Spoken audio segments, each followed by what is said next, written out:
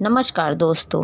राजस्थान का खाटू श्याम मंदिर भारत के प्रसिद्ध मंदिरों में से एक है। भारत के अन्य राज्यों से भी लोग यहाँ अपनी मनोकामनाएं लेकर आते हैं। खाटू श्याम मंदिर के अस्तित्व में आने के पीछे एक बहुत ही रोचक कथा है। खाटू श्याम असल में भीम के पोते और घटोत्कच के बेटे बब्बरीक हैं।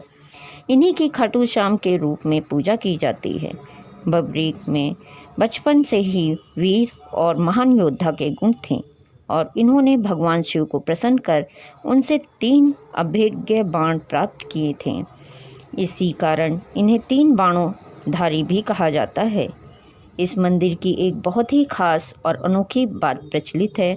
कहा जाता है कि जो भी इस मंदिर में जाता है, इसे बाबा श्याम का हर बार एक नया रूप देखने को मिलता है।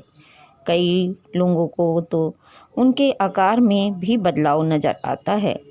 महाभारत के युद्ध के दौरान बब्बरीक ने अपनी माता अहिल्यावती के समक्ष इस युद्ध में जाने की इच्छा प्रकट की। जब माँ ने इसकी अनुमति दे दी तो उन्होंने माता से पूछा, मैं युद्ध में किसका साथ दूं? इस प्रश्न पर माता ने विचार किया और कौरवों के साथ तो विशाल सेना, स्वयं भीष्म पितामह, गुरु द्रोण, कृपाचार्य, अंगराज कर्ण जैसे महारथी हैं। इनके सामने पांडव अवश्य ही हार जाएंगे। इसलिए उन्होंने बब्बरीक से कहा कि जो हार रहा हो तुम उसी का सहारा बनो। बब्बरीक ने माता को वचन दिया कि वह ऐसा ही करेंगे और वह युद्ध भूमि की ओर निकल पड़े। भगवान श्री कृष्ण युद्ध का अंत जानते थे, इसलिए उन्होंने सोचा कि अगर कौरवों को हारता देखकर बब्बरीक कौरवों का साथ देंगे तो पांडवों का हारना निश्चित है।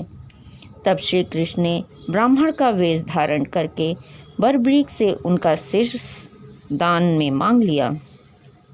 बब्बरीक सोच में पड़ गया कि कोई ब्राह्मण मेरा सिर क्यों मांगेगा।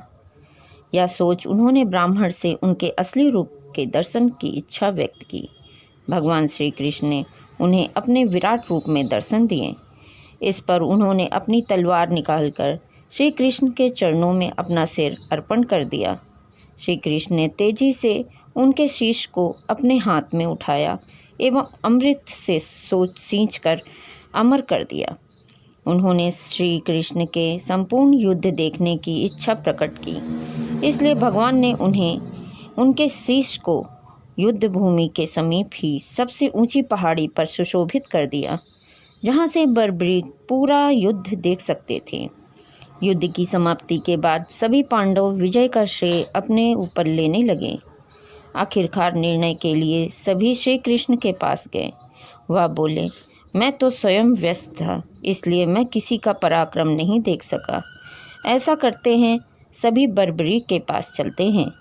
वहां पहुंचकर भगवान श्री कृष्ण ने उनसे पांडवों के पराक्रम के बारे में पूछा तो बब्बरीक के शीश ने उत्तर दिया, भगवान, युद्ध में मैं आपका सुदर्शन चक्र नाच रहा था और जगदम्बा लहू का पान कर रही थी। मुझे तो ये लोग कहीं भी नजर नहीं आए। बब्बरीक का उत्तर सुन सभी की नज़रें नीचे झुक गईं।